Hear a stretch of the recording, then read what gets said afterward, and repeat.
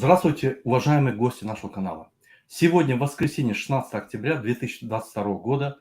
Снова на нашем канале политик и журналист Жанара Ахметова. Жанара Ахметова, мы вас приветствуем на нашем канале. Здравствуйте, рада видеть всех. Спасибо, что приглашаете. Спасибо. Мы бы хотели в этом эфире поговорить о саммитах, которые проводились между 13, 14 и 15 октября в Астане. Но давайте все по порядку. Вот господин Лукашенко, политик из Беларуси, сказал такую вещь. Я хочу его слова процитировать, потому что в его словах есть кое-что, которое очень интересно для всех политиков Центральной Азии. Итак, по словам Лукашенко, создается новая конструкция мирового порядка, где оформятся новые полюса мировой политики. Да, политические события, проходящие в Центральной Азии, только набирают силу. Сегодня в мире стремительно и успешно формируются новые центры силы. И одним из них будет Азиатский регион. По этому поводу для создания центров сил на шестом саммите совещания по взаимодействию и мерам доверия в Азии собрались президент Центральной Азии, России и Беларуси. Создались такие политические площадки, как ОДКБ, ШОС, СФМДА, Россия, Центральная Азия. Вот если говорить об этих вот площадках, да, вот эти все площадки практически были представлены в течение 3 дней в Астане. В Астане проходили 3 саммита одновременно и много двухсторонних, трехсторонних встреч. Мы сейчас поговорим об этом. Я бы хотел дать краткую аналитику по этим саммитам. Очень краткую. Саммит СНГ. 14 октября в Астане завершился саммит Содружества независимых государств СНГ. Лидеры стран, включая президента Беларуси Александра Лукашенко, провели содержательную дискуссию, обсудив широкий круг вопросов как внутри СНГ, так и в разрезе международной повестки дня. По итогам саммита был принят ряд решений и подписан соглашение о развитии сотрудничества и взаимодействия в различных сферах. Итоги этого саммита. Председательство в СНГ в узком составе был рассмотрен и ряд организационных вопросов. Так было принято решение в соответствии с ротацией в 2023 году передать председательство в СНГ Кыргызстану. Как пояснил на саммите исполнительный секретарь Сергей Лебедев, сопредседательство в следующем году должны были Казахстан и Молдова. Однако в связи с тем, что Республика Молдова воздерживается от сопредседательства в СНГ, в следующем году мы получили соответствующую ноту, он говорит, предлагается сопредседательство совместно с Республикой Казахстан в сотрудничестве в 2023 году поручить Российской Федерации. Это все озвучил председатель исполкома СНГ, главы государства не возражали. Главы государств также приняли решение, что очередное заседание Совета глав государств СНГ планируется провести 13 октября 2023 года. Это что касается саммита СНГ. Теперь второй саммит, который там проходил, значит, саммит СВМДА. На этом саммите, который проходил в Казахстане, за круглым столом в Астане обсуждали лидеры целого ряда стран. Азербайджана, Ирака, Катара, Палестины, Ирана, Киргизии, Таджикистана, Турции, Узбекистана и ряд других делегаций, которые приехали в Астану вместе с Александром Лукашенко. То есть этот саммит тоже проходил, там тоже очередные вопросы были рассмотрены, двухсторонние, трехсторонние переговоры, они тоже провелись. И третий саммит, который проходил, очень вот интересный саммит, который называется саммит Россия плюс Центральная Азия, на котором президенты Кыргызстана, Таджикистана, Туркменистана, Узбекистана, России и Казахстана обсудили перспективы дальнейшего сотрудничества. Во время заседания главы стран обсудят вопросы, значит, масс-медиа была такая информация, обсудят вопрос торгово-экономических отношений в условиях текущей геополитической обстановки, проблему роста цен на продовольствие, сырье и логистику. Помимо этого, они обменяются мнениями касательно вопроса региональной безопасности в Афганистане. Вот об этих 3 саммитах нету очень много информации. Что там говорили, как там говорили. Не было ни журналистов, которые повещали, ежедневно давали интервью или давали пресс-конференции лидеры этих стран. Ничего такого не было. Очень в сжатой форме в течение 3 дней провели все встречи соответствующие. Все 3 саммита. Такого никогда не было в Центральной Азии. Вот, Жанара, вам вопрос. Вот об этих 3 саммитах Ваше мнение, что это было? Потому что до сих пор население Центральной Азии не может понять, что это было. Это был один саммит, 3 саммита. Вообще, какая цель была, почему 3 сразу?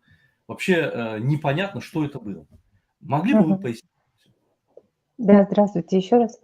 Конечно, в связи с тем, что вот мы не видим нормально в открытых источниках последовательной, четкой, ежеминутной информации о том, что там происходит, понятно, что многим приходится делать выводы вот таким образом, полагаясь на какие-то скудные оттуда, значит, источники информации, скудную информацию, которая оттуда появляется. Но в целом и в общем можно полагаться на слова Лукашенко и на слова Путина. Они сказали одинаковую фразу, что Центральная Азия становится центром силы. И они ясно дают понять, что сегодня они действительно на основную опору, основной источник, значит, влияния создают именно в Центральной Азии вместе с другими странами азиатских регионов, восточных регионов, то, что мы с вами в предыдущем эфире обсуждали. И других, на самом деле, ресурсов у Путина нет. И все, что проводилось, конечно же, проводилось не потому, что у нас такие влиятельные наши страны, центральноазиатские, наши центральноазиатские диктаторы, такие влиятельные, которые могут собирать вот такие вот встречи, а потому что это нужно было Путину. И если вот все 3 саммита разобрать, начиная, вот скажем так, давайте начнем с СНДА, да, СНДА. Вот, допустим, СНДА – это структура, которую они создали и назвали ее, так сказать, аналогом ОБСЕ. Структура, которая должна инициировать и контролировать вопросы безопасности в азиатских странах. Туда входит 23 страны, добавили в этом году Кувейт, и 5 значит, организаций находятся наблюдателями. Там и ООН, и ОБСЕ, и страны арабского мира, и тюркский мир. В общем, вот эти вот организации из тех, кто был приглашен, и из тех, кто является членами этого объединения, в общем, их 23, а прибыло вместе с наблюдателями всего 12. Скажем, там есть такие влиятельные участники, как Израиль, как Турция была, как Южная Корея, и Катар, страны, которые более-менее, которые обладают ресурсами и влиянием в международном сообществе. В этот раз у нас собрались в основном те страны, которые удалось привлечь Путину, с кем Путин смог договориться, чтобы они приехали. И если говорить по итогам СНД, ничего особенного там не произошло. Все, что они задекларировали, все, что они там решили, там, в общем-то, и не было никаких громких решений. Единственное, что они, как обычно, абсолютно в дежурном режиме договорились там о том, что они должны, значит, наблюдать за тем, чтобы в мире был, за безопасностью в регионе и, естественно, экологические вопросы поднимали и так далее. Но, что характерно, организации, которые занимаются вопросами безопасности, вообще не поднимали вопросы украинской войны. То есть вы собрались для того, чтобы обсуждать вопросы безопасности, и вы не поднимаете вопросы украинской войны. И что характерно, на всех 3 саммитах поднимался только один вопрос в контексте безопасности и угроз. Это вопрос Талибана в Афганистане. И больше ни один регион как потенциально опасный не рассматривался, несмотря на то, что идут приграничные конфликты в Таджикистане, Узбекистан, Казахстан отличился в этом году. Плюс это самый Кыргызстан, такие большие проблемы. Страна потеряла территории. Вот Кыргызстан, если взять, да, по итогам этих конфликтов, он потерял территории свои, потерял водохранилище. И вот обо всем об этом умалчивалось, как будто проблем нет, и все сконцентрировали свое внимание на проблемах Афганистана. Это, конечно же, выглядело абсолютно нелепо, когда вы заявляете такие цели. И этот саммит проводился для того, чтобы Путин мог решить свои вопросы, естественно, связанные с нефтью. Мы видели, там была встреча у него одна единственная продуктивная с представителями катарской делегации, которая демонстративно заставила ждать не только его, но и всю делегацию Путина, включая Сечина, Миллера. То есть человек приезжает на саммит СНДА, по безопасности в Азии и привозит с собой свою нефтяную делегацию, то есть людей, которые занимаются вопросами добычи и распространения нефти в России. Поэтому саммит СНГ – это такая была личная тусовка Владимира Путина, но при этом это была возможность для нашего президента Токаева, так сказать, блеснуть своим опять внешнеполитическим имиджем, заново, значит, надеть на себя белый пиджак дипломата, покрасоваться, ну и усилить свой имидж прямо перед выборами. Конечно, для него эта встреча тоже была очень важна. Всем остальным она ничего не принесла, я думаю. Это что касается СНДА. Что касается стран СНГ, я на этот счет, у меня есть шутка, в любой непонятной ситуации День Победы. То есть у Путина, как и всегда, как и у всех остальных, нет никакой другой повестки. Они объявили опять, значит, празднование Победы на 80-й год, 80-летие празднования Победы на 25-й год. И, значит, все страны должны будут провести под эгидой вот 80-летия этот год, посвятить этому массу мероприятий. То есть скудная идеология, людям совершенно нечего предложить в будущее. Из будущего они все еще опираются на прах, значит, 80-летней победы. И называть это победой в то время, когда, то есть, ну, говорить о завоеваниях победы в то время, как вы, значит, несете страшные поражения в Украине, в войне, которую вы сами развязали. Опять же, это смешно и абсурдно. То есть это, конечно, были очень жалкие заявленные цели, жалкие были заявлены вообще какие-то задачи вот в этих саммитах, и это все смешно. И в следующий год этот саммит СНГ, они договорились объявить годом русского языка во всех наших странах. Это вот опять та самая идеологическая подпорка, да, Путину она важна, да, важно. И это косвенная поддержка войны в Украине всеми нашими странами, это косвенная поддержка, прямо они не могут поддержать, но на самом деле вот такие цели и вот такие вот декларации, они говорят о том, что наши диктаторы поддерживают, и причем они вовлекли в это все страны СНГ, сделали это всеобщей декларацией стран СНГ, туда входит и Молдова в том числе. Поэтому, конечно же, это такой нехороший шаг, но и понятно, что далеко не все присутствовали на этом саммите. Ну и самое главное, это саммит стран России и Центральной Азии. Это тоже точно совершенно было нужно Владимиру Путину. И для меня важным является то, что на этом саммите, опять же, были обозначены две цели. Естественно, это говорилось о том, что партнеры по ОДКБ, Центральной Азии и так далее, они должны больше уделять внимание внешнеполитическим задачам России, поддерживать ее. И, естественно, снова говорилось.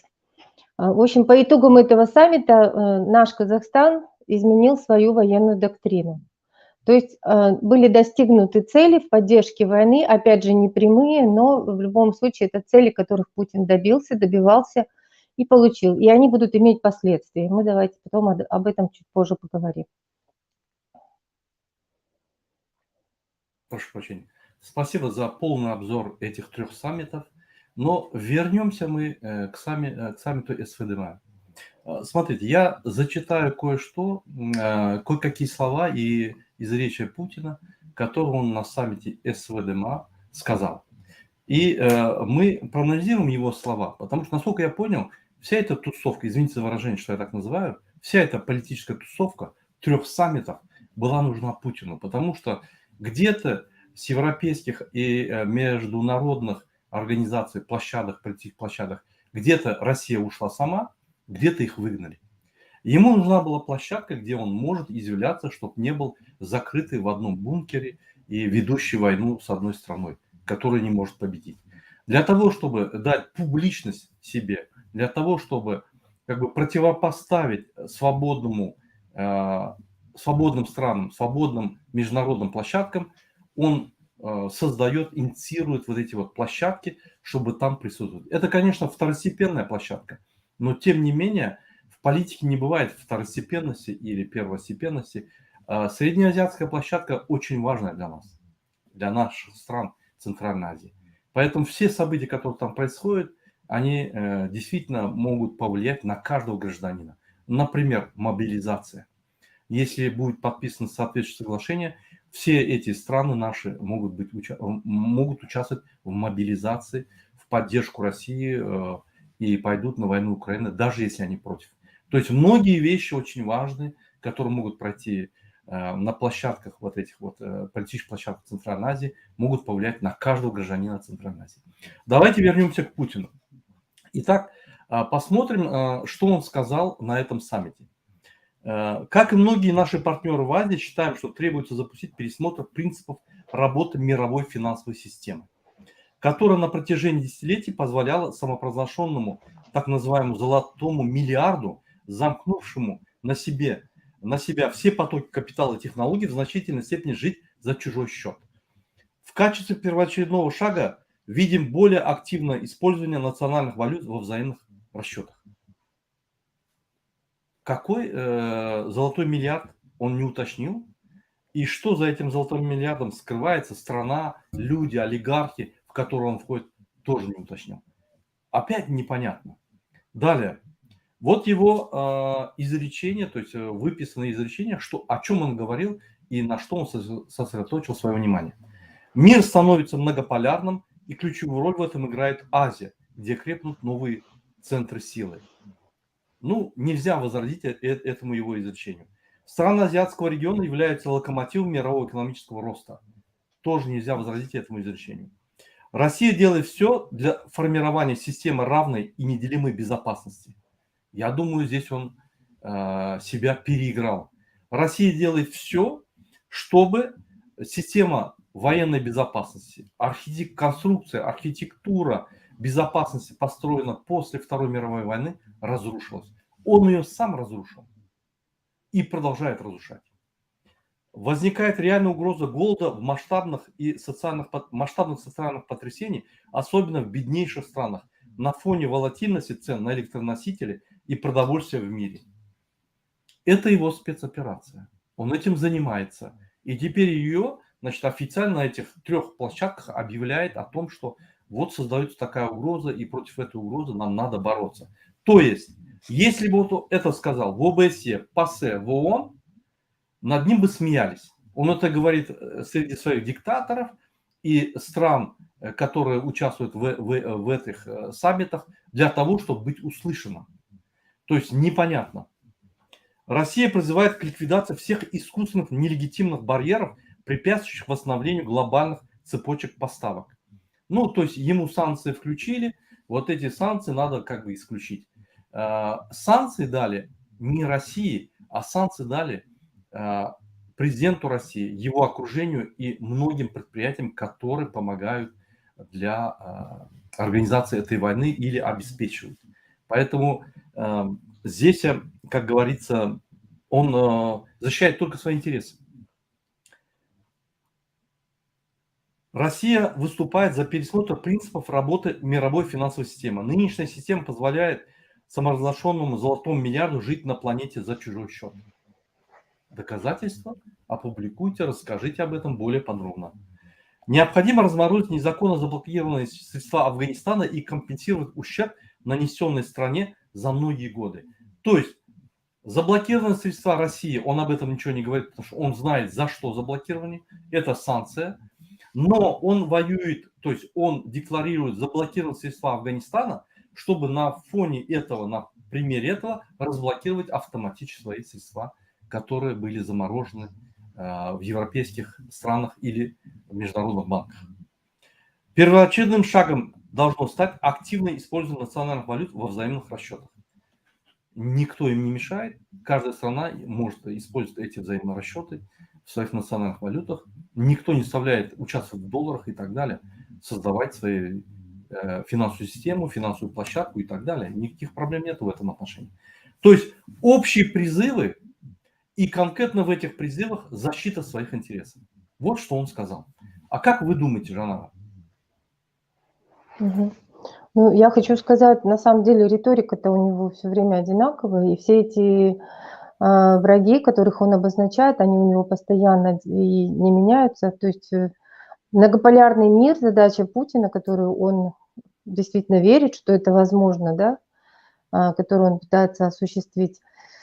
Это все, конечно, адресовано к Соединенным Штатам Америки. Естественно, это адресовано к доллару, который доминирует в мировой экономике, и другой такой валюты пока еще никто не придумал, и это невозможно сегодня взять и наши все страны перевести одним разом, там, скажем так, на другие платежи, избегая доллара, полностью выведя из долларовой системы. И, конечно, когда он говорит о том, что внутренние платежи мы должны осуществлять в национальной валюте, это сильно напрягать будет наших лидеров, но они вынуждены будут это делать. Сегодня уже у Путина официально декларируется юань как единая валюта, рубль как единая валюта. И надо сказать, что Эрдоган в этом активно помогает. Хождение рубля в Турции, расчеты с турецкими предпринимателями идут в рублях. Даже более того, Эрдоган сам призывает турецких предпринимателей не бояться санкций, не бояться последствий и работать с Россией в рублях. То есть, одной рукой он помогает Украине, поставляет туда байрактары, говорит о том, что Крым должен быть украинским, но с другой стороны он все равно помогает Владимиру Путину, потому что они диктаторы, их объединяют единые союзы, единые интересы, в том числе экономические, очень серьезные. Вот. И поэтому, конечно, Путин всегда и везде декларирует, что вот незаслуженно захватил рынок, захватил политическое пространство, вот этот монополист Соединенные Штаты, и вся борьба вот эта вся, она ведется все время только со Штатами, потому что империя Россия хочет быть такой же, как Соединенные Штаты Америки, и управлять другими странами, открыто заявлять свое влияние в этих странах, чем она, собственно, и занималась на этих саммитах. То есть Россия занималась именно этим. Но только надо понимать, что Россия ничего не может противопоставить Соединенным Штатам Америки. У нее есть огромное количество людей, которых они не могут как потенциал использовать, и большое количество оружия, которое они сегодня используют против Украины. Но они не производят ничего абсолютно из технологий, из научных достижений, из культурных достижений, ничего этого в России давно нет. И называть себя великой державой просто не на чем. Единственное, что сегодня плодит Россия, усиленно с 90-х годов, начиная с того момента, как они отделились, как развалился Союз, они плодят войны, оккупируют другие страны, несут горе, оружие, кровь повсеместно, не только в Украину сегодня, но и в другие страны. Поэтому все эти заявления Путина, они, конечно, это аналог бряцания оружием, когда Путин приезжает на любые встречи, на любые саммиты и обкладывает границы этих стран своими, значит, военными силами, подводными лодками, самолеты начинают летать его и все остальное. Это вот его стиль. Но я хочу отметить, да, что этот саммит, он прошел в преддверии встречи двадцатки, на которой его, собственно, могут позвать и где он может встретиться с Владимиром Зеленским. И на этих встречах был один из лидеров, Эрдоган, который будет участвовать в двадцатке и с которым Путин предварительно, естественно, вел переговоры. Вообще Эрдоган Путину нужен для чего? Для того, чтобы через Эрдогана свои месседжи по переговорным процессам в Украине передавать, да, потому что Эрдоган сегодня является посредником, во всяком случае он видит свою активную роль, он, собственно, ее выполняет, посредническую роль, и таких стран много, которые заявляют себя, желают участвовать в посреднических вопросах, то есть предлагают свои услуги, в том числе и Токаев, потому что на самом деле все партнеры Путина заявляют о том, что войну надо остановить, вот. Но тем не менее они все ему помогают. Все они ему помогают. Потому что вот действия Эрдогана, они полностью укрепляют экономику России. Понимаете, 100 миллиардов у них, на 100 миллиардов он делает покупки у Путина, на 100 миллиардов долларов. И это делается все в рублях. Поэтому, конечно же, назвать Эрдогана союзником Украины в полной мере тоже нельзя, потому что он все-таки точно так же помогает, и гораздо большей мере степени помогает Путину и политически, и экономически. И я думаю, что все вот эти саммиты, конечно, их вот эти все встречи проводили как раз еще и для вот этих теневых встреч, где они могли обговаривать вопросы, в том числе и перемирия. Спасибо большое. Вот если вы помните, в 2007 году в Мюнхене Путин объявлял о своей концепции видения мира, то есть политической концепции. Он говорил, что должны существовать 3 страны, 3 державы: Америка, Россия и Китай. Америка, значит, возглавляет Северо- и Южную Америку, значит, Россия Европу контролирует, да, а Китай контролирует и Азию. То есть вот эти 3 государства мощно должны решать все, остальные, значит, под ними должны быть. Его концепция выглядела вкратце вот в таком виде. После этого у него была вторая концепция, значит, что развал Советского Союза – это катастрофа. Ну, нельзя с этим согласиться, конечно. И после этого, я думаю, что планы Путина, как и в начале, до 2000-х годов, да, воссоединить несоединимое, то есть создать СССР. И вот с этими планами он мечется на всех политических площадках, старается объединить необъединимое, где-то продавливая, где-то создавая, значит, необходимые события, условия, там войну между странами, да, где-то конфликты возобновляет, где-то влияет, где-то запугивает, где-то пугает конкретно. Другими словами, вот таким методом хочет создать Советский Союз. То есть восстановить его в прежних границах. Если вы помните, как создавался Советский Союз, он создавался очень трудно. Например, трудящиеся приходили в страны, находили трудящихся, с ними создавали вот эти комитеты трудящихся и так далее, и так далее. Лозунги шли оттуда, как бы население участвовало в этом. Не руководители стран участвовали в этом, а население, какая-то активная часть населения участвовала, то есть большая активная часть.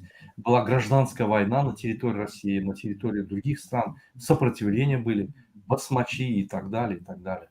То есть это был процесс очень долгий. Сейчас он хочет это все обойти, договориться с руководителями, диктаторами и создать Советский Союз. Как вы Ну, думаете, это будет работать или нет? Как вы думаете, он к этому придет или это утопию, которую Путин решил реализовать? знаете, Мурат, я бы вас поправила, да, немножко здесь неправильно, непоследовательно, да, вы видите это все. На самом деле Владимир Путин – это политически очень последовательная фигура в мире. И все, что он делает, исходя из своей логики, чрезвычайно последовательно. Первое, с чем он пришел во власть, это была его первая фраза, что развал Советского Союза – величайшая геополитическая катастрофа в мире. И эта фраза стала его знаменем, и с этим знаменем он идет с первого дня. Вот если представить себе развал Советского Союза, если вернуться в 91 год и представить себе, что какая-то страна, там, допустим, та же Россия, захотела бы заново объединить все республики, вернуть обратно под флаг Советского Союза, видимо, мы бы увидели, как, допустим, Россия утопила бы в крови не только Чечню, как это было на самом деле в Чечне, да, 2 чеченские войны мы пережили чеченцы, и они бы утопили в крови всех остальных. Тогда у кого-то хватило мудрости не делать этого, и они остановились на некоторых государствах, и, в общем-то, Советский Союз тогда восстанавливать не стали. Но начиная с того момента, как пришел Путин к власти, да, его единственная задача, ключевая, ведущая, это восстановление Советского Союза в тех границах, которые у него были раньше. Даже больше. Путин на самом деле даже больше хочет. Но потенциала для создания Советского Союза у него нет, потому что он построил необразованное, коррумпированное государство, которое он полностью сам же и разворовал со своими дружками. И мы видим сегодня на примере его дохлой, умирающей армии, во что превратилась Россия. То есть то, чего люди не видели раньше, что российская армия – это миф. Сегодня видят все, что российская армия – это миф. Это сказка идеологическая, которая на самом деле не существует. Это армия оборванцев, насильников, мародеров, людей неспособных воевать в открытом бою. Это армия, которая выигрывает за счет ракетных ударов, стирания с лица земли городов. Но они не способны вести даже оборону, не говоря уже о наступательных действиях, в открытых боях с украинцами, понимаете?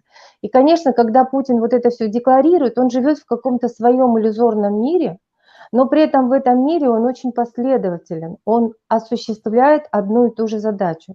И надо отдать ему должное, страны Центральной Азии ему удается удерживать под своим влиянием. Надо также отдать должное нашим диктаторам, которым удается маневрировать и не уходить полностью под контроль к Российской Федерации. Сейчас им это будет все делать гораздо сложнее, потому что в руках у Путина оружие, как мы говорили в прошлый раз. Если раньше он делал это через принуждение дипломатическими методами, через вот такие вот все организации, через личный контакт, то сейчас он это делает буквально держа в руках оружие, даже вплоть до ядерного. И у нас вот первый как бы кандидат на Советский Союз – это Александр Лукашенко, который имеет сегодня с Путиным единую военную доктрину. Я хочу сказать, да, причем у них военная доктрина союзного государства. И в этой военной доктрине союзного государства есть такие слова, что они для обеспечения защиты своих стран, союзного государства, имеют право прибегать к союзникам из СНГ, ШОС, ОДКБ. И такая же точно фраза есть в доктрине российской, там даже шире это представлено, там он прописывает и страны БРИКС, и страны ЕАЭС, и страны ШОС, то есть тоже вот Путин прописывает это в военной доктрине. И есть такой вот момент, да, я вот на него обратила внимание, Лукашенко и Путин подписали военную доктрину 4 ноября. Это вообще все документы, вот все декреты, которые Беларусь подписала с Россией, то, чего добивался очень долго Путин, давил на Лукашенко всеми инструментами, вплоть до переворота внутри страны и так далее, да. И он, в общем-то, добился этого впритык перед войной в ноябре 2021 года. Тогда я сказала, что вот, пожалуйста, Беларусь подписала, следующий будет Казахстан. И мы увидели в Казахстане вот эти кровопролития в январе месяце. Это тоже был один из инструментов принуждения к Советскому Союзу. И что я хочу сказать. Тогда эту военную доктрину не опубликовали. Но именно после того, как Путин провел в Казахстане свои кровопролитные мероприятия в январе месяце, 9 февраля появилась союзная военная доктрина впритык перед войной. Ее озвучили и сделали публичной. И вот какой есть опасный момент? Это вот в части построения Советского Союза. Казахстан приблизился к этому шагу на последнем саммите очень близко. Я вот смотрю, и мне вот эти шаги Токаева напоминают шаги Лукашенко. Токаев изменил, причем очень спешно, нашу военную доктрину в последние дни проведения саммитов. И когда ее смотришь, то есть он не просто ее изменил, он ее опубликовал у себя на сайте. И вот если смотреть на эту военную доктрину, такое ощущение, что ее целыми блоками взяли и скопировали с военной союзной доктрины Путина и Лукашенко. И меня этот фрагмент очень настораживает, потому что в дальнейшем он может привести как раз-таки к военно-политическому объединению, понимаете, к прямому военному объединению, где уже будут вписаны наши страны в качестве союзников военных. И это плохо для нас. Поэтому Путин, пусть и ему не удается, и для него Украина потеряна, он это понимает, хотя он надеется, у него есть еще ресурсы. Он, видите, сегодня Иран, например, заявил о том, что, не то что заявил, а Вашингтон-Пост сегодня опубликовал сведения о том, что Иран будет поставлять не только дроны камикадзе, но и баллистические ракеты, которые могут до 1,5 миль развивать, значит, дальность и бить по Украине, понимаете? Это очень плохие сигналы. То есть Путин будет брать оружие в Северной Корее и в Иране. Это страны, которые обложены санкциями, которым все равно, что с ними будет дальше делать мир. И такие страны есть еще. И Путин союзников постепенно, но находит, неспешно, но находит. И то, что мы с вами обсуждали в прошлый раз, что он может взять в том числе и в Центральной Азии для мобилизации ресурс, это тоже в дальнейшем приведет к тому, что он создавать будет этот свой союз, в первую очередь из стран Центральной Азии и Беларуси. И далее постепенно еще добавлять какие-то страны, так Так, во всяком случае, у него задумано. Так что воссоздание Советского Союза не такой уж и блеф для Путина, а вполне реальная цель.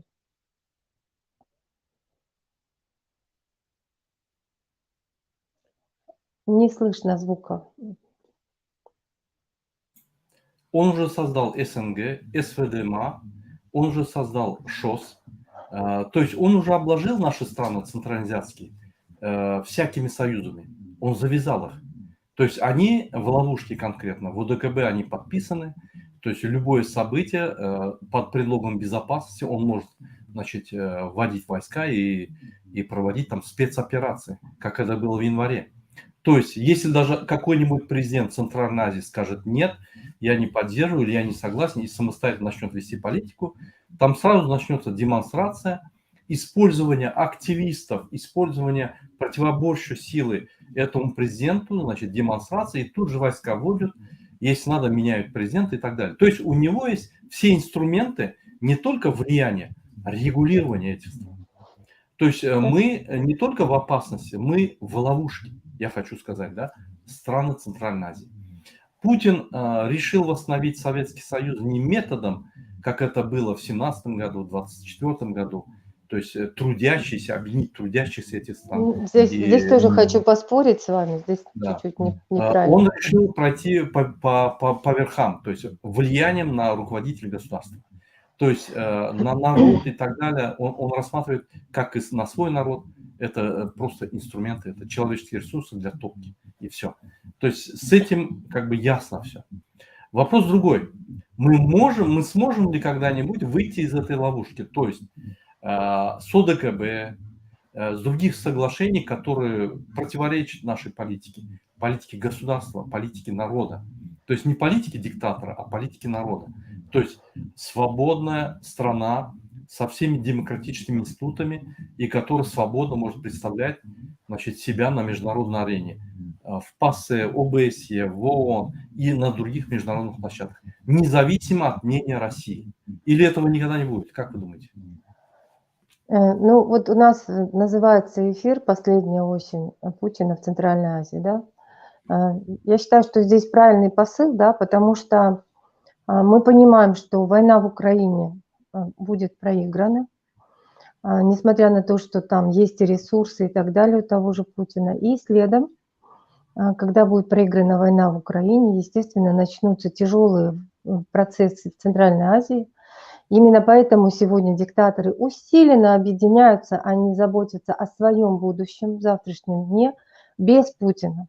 То есть они понимают, что в любой момент своего гаранта могут лишиться, и они пытаются крепнуть за счет других объединений так, чтобы после победы Украины над Россией и после развала Российской Федерации, это сегодня является целью свободного мира, развалить эту страну, довести ее до распада, лишить ее ядерного вооружения в принципе лишить. И вот после всех этих процессов, естественно, у диктаторов наших стран не останется гаранта, и эти же самые процессы будут запущены в Центральной Азии. И я очень надеюсь, что к тому времени наше гражданское общество в наших странах окрепнет. И я думаю, что придется окрепнуть, потому что я уверена, что нам тоже придется пройти через вторжение, через отвоевание своих земель, в первую очередь Казахстана. И нам придется окрепнуть, стать взрослее, в итоге бороться за свою землю, и, может быть, мы сможем найти такой ресурс, чтобы добиться независимости. Вообще, конечно, независимость государства, да, она начинается с того, что внутри государства строят такие законы демократические, которыми нельзя узурпировать, монополизировать власть и привести вот к таким результатам. Почему с Россией такое несчастье? Потому что кучка негодяев узурпировала власть, принимает единоличные решения, и единоличным решением Путина начата война в Украине, которая сегодня несет горе, беды по всему миру, и ведь никто, даже не то, что этот народ, да, а даже близкое окружение не может возражать Путину, они вынуждены сегодня мириться с его решением вести войну. Более того, с его решением вести войну вынуждены мириться наши диктаторы, соглашаться. И дальше они вынуждены в этом участвовать. Если сегодня они все участвуют в этом скрытно, косвенно, то завтра они вынуждены будут участвовать открыто. Это тоже требование Путина. Открыто поддерживать, как Лукашенко. Лукашенко очень долго сопротивлялся и не хотел поддерживать Путина открыто в этой войне. Но выхода-то не оставляет он, то есть он имеет рычаги давления на каждого из них. И вот сегодня мы можем видеть, я, по-моему, позавчера видела на канале у Дмитрия Балкунца сообщение о том, что в Беларуси начинается мобилизация. Вот, пожалуйста, первый звоночек. И следующий будет у нас. У нас всегда идет именно так. Беларусь, Казахстан, Центральная Азия. Беларусь, Казахстан, Центральная Азия. То есть мы следующие, даже не надо в этом сомневаться. Поэтому недооценивать сегодня этих диктаторов, конечно, нельзя, но это уже их последние шаги, можно сказать, предсмертные. И я больше чем уверена, шанс сменить режимы у нас будет. Но воспользуемся мы, гражданское общество, этим шансом. Или будем спать, это зависит от нас. Спасибо, Жанара. У нас уже эфир идет около 45 минут. Мы будем потихонечку заканчивать. Я бы хотел тоже добавить, конечно, Путин никогда не отпустит Центральную Азию. И вот это, что Путин проиграет войну и как бы уйдет с политической арены, да, я думаю, это тоже неправда. Путин – это проблема этой планеты. Путин – это проблема евроазиатского, значит, общества. Поэтому с Путиным это так вот просто как бы закончить проблему невозможно. Я думаю, что независимо от этого, независимо от этого, сейчас я слово дам вам, независимо от этого, нам, странам Центральной Азии, да, именно гражданскому обществу, надо все равно развиваться, пытаться сломать эту систему, выстроенную Путиным и диктатором, и строить наше гражданское демократическое общество. У нас нет другого пути. Когда Путин упадет, или когда он будет слабый, или когда диктатор умрет, обязательно выходит другой, который продолжает эту систему. Нам надо эту систему разрушать, как и разрушать всеобщую диктаторскую систему. Каждый в своей стране. Я думаю, все народы понимают, но, как сказал один аналитик, вставать против вооруженных людей, вооруженных бандитов, просто гражданским обществом, сегодня это на самом деле опасно. Пожалуйста, Жанна. Вот в контексте того, что Путин будет продолжать агрессию в Центральной Азии, я бы хотела обратить внимание на риторику всех абсолютно участников саммита Россия-Центральная Азия. Буквально каждый высказался, я считаю, что это заготовка, которая инициирована была Кремлем. Буквально каждый высказался о существующей угрозе со стороны Талибана. На самом деле эта угроза более чем выдуманная. Никакой угрозы со стороны Талибана сегодня нет. Мы знаем, что только одна горячая точка у нас сегодня есть на планете, наиболее большая, наиболее страшная – это Украина, где Путин развязал войну. Но буквально все высказались о том, что есть угроза со стороны Талибана. Теперь дальше в контексте вот этих военных доктрин везде звучит вопрос борьбы с терроризмом, экстремизмом и так далее. Более того, они тоже вывели общей концепцией, объединили, значит, глав Советов Безопасности для этой цели – вести борьбу с экстремизмом, терроризмом, внешнюю угрозу отражать. И вот в качестве внешней угрозы каждый лидер, выступающий там, обозначил Талибан. Я хочу сказать, что это не просто так.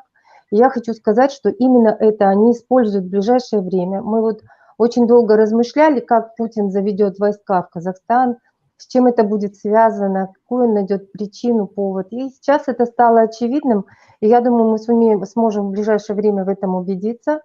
Поводом будет обязательно Талибан, Афганистан, процессы, которые там происходят. И мы сейчас в ближайшее время наверняка увидим провокации на приграничных рубежах, там в том же Таджикистане, в том же Кыргызстане, там и в Узбекистане. То есть мы наверняка это увидим. И наверняка именно Талибан и Афганистан станут отправной точкой для того, чтобы диктаторы наших стран объединились в какую-то единое вооруженное сопротивление. Вот здесь за этим процессом, я думаю, будем наблюдать. Спасибо за внимание. Уважаемые слушатели нашего канала, пишите свои комментарии. Мы в следующих наших встречах вам ответим на эти вопросы. Если не сможем ответить, то поясним, что почему мы так считаем и так далее.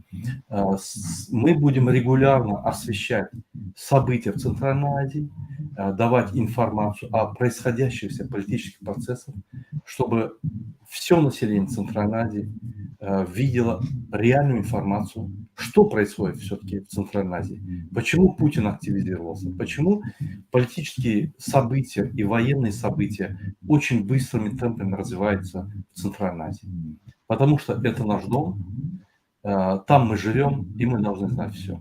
На этом мы заканчиваем свой эфир.